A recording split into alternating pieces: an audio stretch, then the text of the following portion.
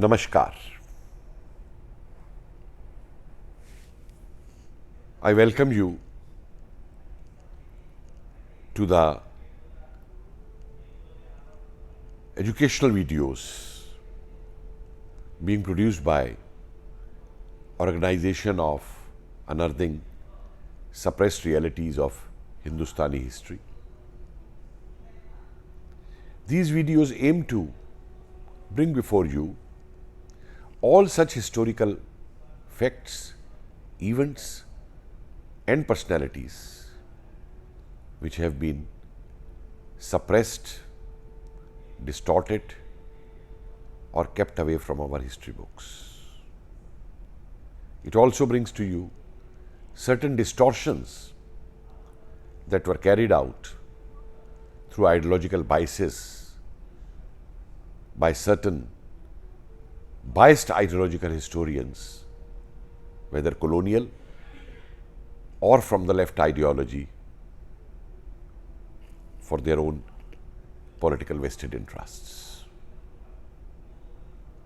So we welcome you to this series, and we hope that our younger generation will get actual history, a history based on facts, and we assure you that in these videos, what we are producing, what we are communicating to you, what we are conveying to you is history based on facts and evidence.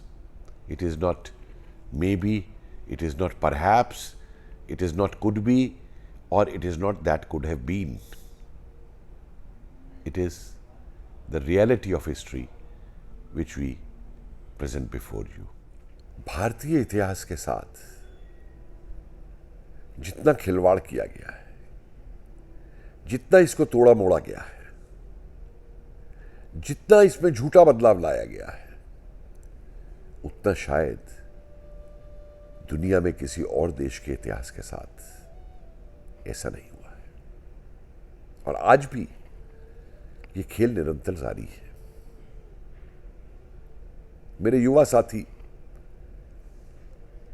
एक इतिहासकार होने के नाते मुझसे पूछते हैं कि ऐसा क्यों हुआ, क्यों वास्तविक तथ्यों को छुपाया जाता है, क्यों तथ्यों को तोड़ मरोड़ के पेश किया जाता है,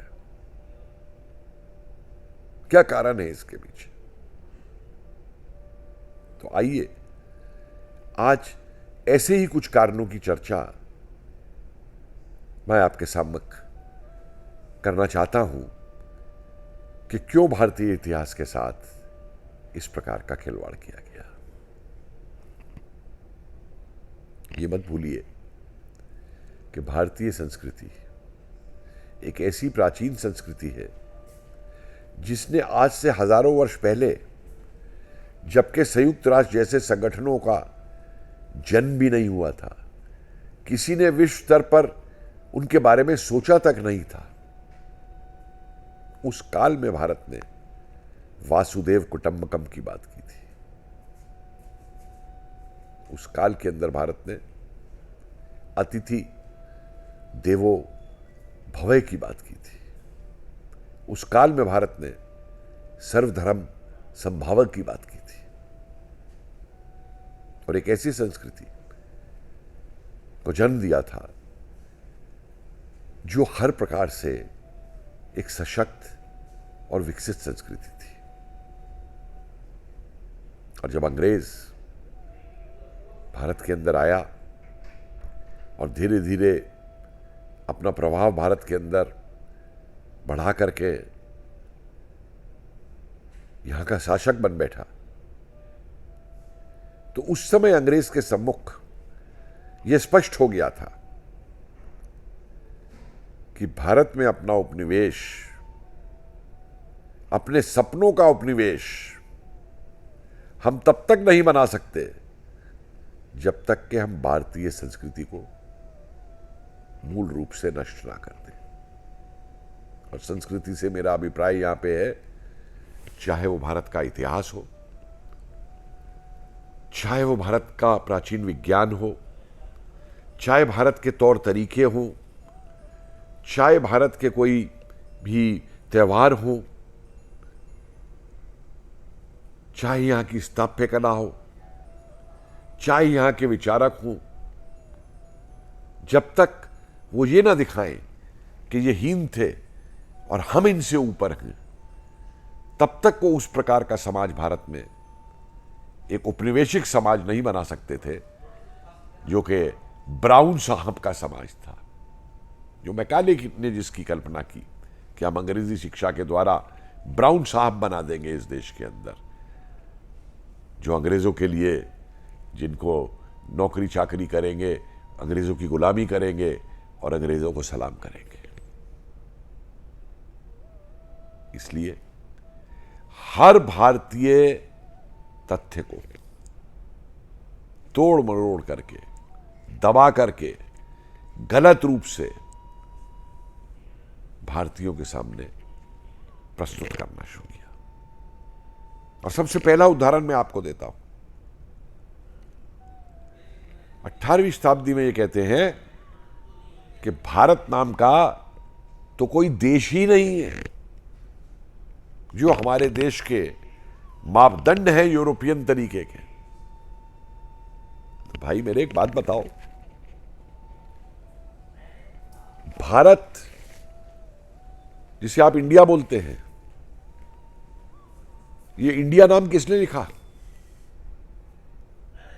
हमने नहीं रखा। 6वीं शताब्दी ईस्वी पूर्व में ग्रीक लोगों ने यह नाम रखा था इंडिका। सिकंदर ने किस पे हमला किया था? जब श्रमणों से सिकंदर पूछता है तक्षशिला के पास कि इंडिका क्या है, तो जो बताते हैं कि इसके दक्षिण में समुद्र है, ऊपर पर्वतमाला है, और ये जो व्याख्यान किया जाता है भारत का 400 शताब्दी ईस्वी पूर्व में, वो क्या था? भारत को जीतने निकला था ना, इंडिका को जीतने निकला था ना सिकंदर। अगर इंडिका नाम की कोई चीज नहीं थी तो किसको जीतने निकला था? हिंदुस्तान नाम किसने दिया? अरब से, तुर्की से जो लोग आते थे, वो ये नहीं कहते थे कि हम व्यापार कच्छ में करने जा रहे हैं या हम मालाबार में व्यापार करने जा रहे हैं। हम हिंदुस्तान से व्यापार करने जा रहे हैं।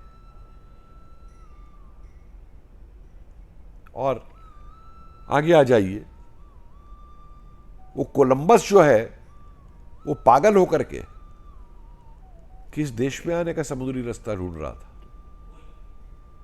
और इतना पागल होकर ढूंढ रहा था कि अमेरिका पहुंच गया तो उसको इंडिया बता दिया। और वास्को डी गामा वो जमोरिन का राज ढूंढने को नहीं निकला था केरला में। वो जो केप ऑफ गुड होप नाम रखा अफ्रीका के किनारे को, कि हमको एक बड़ी आशा दिखाई दे रही है, ये केप ऑफ गुड होप है कि हम इधर से भारत का रास्ता खोज लेंगे।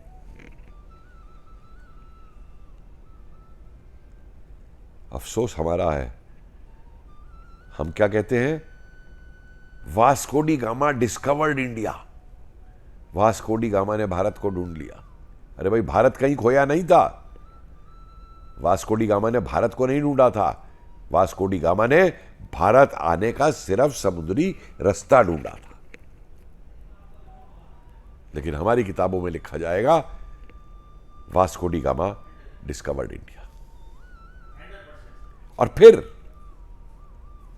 अगर इंडिया नाम की कोई चीज नहीं थी तो भाई आपने अपनी कंपनी का नाम ईस्ट इंडिया कंपनी क्यों रखा?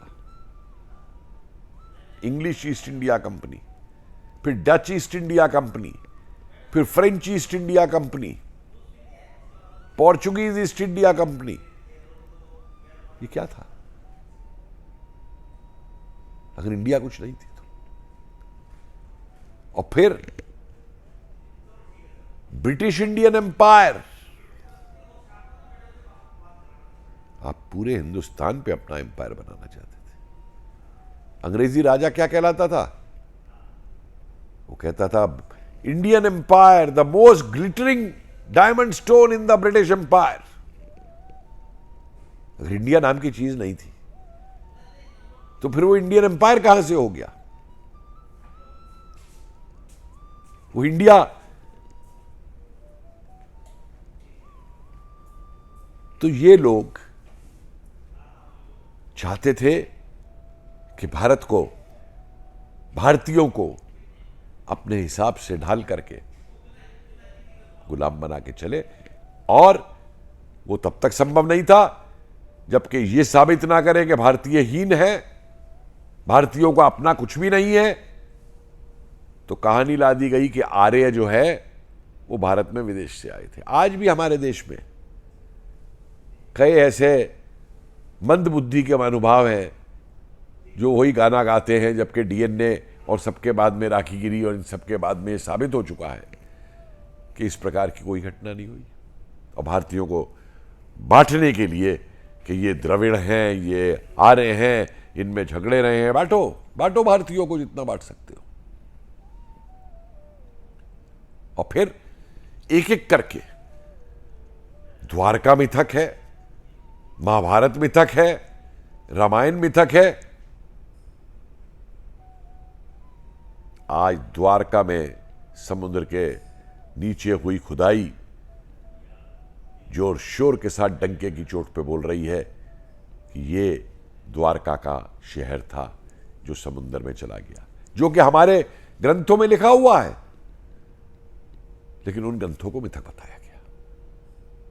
और भारत में एक गुलामी की मानसिकता लाने के लिए इन प्रयासों को किया गया। जो रही सही कसर थी इन औपनिवेशिक इतिहासकार नहीं थे ये, मैं तो इन इतिहासकार मानता नहीं, ये तो सारे ईस्ट इंडिया कंपनी के नौकर थे भाई। जो दिल में आया लिख दिया, वो इतिहास हो गया, उनको हमने इतिहासकार मानना शुरू कर दिया। आज भी हमारे बड़े बड़े इतिहासकार उनको कोट करते हैं, लेकिन वो इतिहासकार थे क्या? और रही सही कसर जो है वो पूरी कर दी कम्युनिस्ट इतिहासकारों ने। मार्क्स के 1853 के लेख उठा के देखिए भारत के ऊपर, कहता है भारत का तो कोई इतिहास ही नहीं है, भारत का इतिहास तो केवल इस पे आक्रमणों का इतिहास है। और प्रश्न ये उठता है कि भारत पे कौन राज करेगा? तुर्क राज करेगा या फारसी राज करेगा या रूसी राज करेगा या या अंग्रेज राज करेगा? तो अब अंग्रेज राज कर रहे हैं और अंग्रेजों के सामने अब एक बहुत बड़ी चुनौती है कि वो भारतीयों को सभ्य बनाए। और यही नहीं, दूसरी राइटिंग में क्या क्या नहीं उसने कहा भारत के बारे में, कि यहां के लोग ऐसे हैं जो मनुष्य होते हुए बंदर और गाय की पूजा करते हैं। और तमाम वो एशियाटिक मोड ऑफ प्रोडक्शन से लेके और जो इतने भी वो अपशब्द भारतीयों के लिए इस्तेमाल कर सकता है, उन शब्दों का इस्तेमाल किया। और मार्क्स ने क्यों किया ये और कैसे किया ये? वो तो भारत आया नहीं था। मार्क्स को जितनी भी सामग्री मिली भारत के बारे में लिखने के लिए, वो इन औपनिवेशिक इतिहासकारों के द्वारा, ये औपनिवेशिक जो सरकारी अफसर थे, इनकी लिखी हुए जो वृतांत थे वो मार्क्स को मिलते थे और मार्क्स उनके बेस पे लिखता था। और नतीजा आज भी है कि हमारा मार्क्सवादी इतिहासकार आज लकीर का फकीर हुआ है। तो आज ऐसे जो वृतांत हैं उनको हम चुनौती दे रहे हैं। और औशर की तरफ से मैं आपको यह आश्वासित करता हूं कि एक एक वृतांत हमारा जो है तथ्यों के ऊपर आधारित होगा। और चुनौती के साथ मैं कहता हूं कि जितने भी ये कॉलोनियल अपोलोजिस्ट हैं और मार्क्सवादी इतिहासकार हैं, हमारे इन तथ्यों को गलत साबित करें, प्लेटफॉर्म उनका रहेगा, हम जवाब देंगे। हम वैज्ञानिक इतिहास में विश्वास करते हैं और हम तथ्यों के ऊपर इतिहास देंगे। और इसीलिए आज आपको यह पहला कारण बताया कि हमारे इतिहास के साथ खिलवाड़ क्यों किया गया। धन्यवाद। शीघ्र मिलेंगे एक दूसरे विषय को लेके। नमस्कार।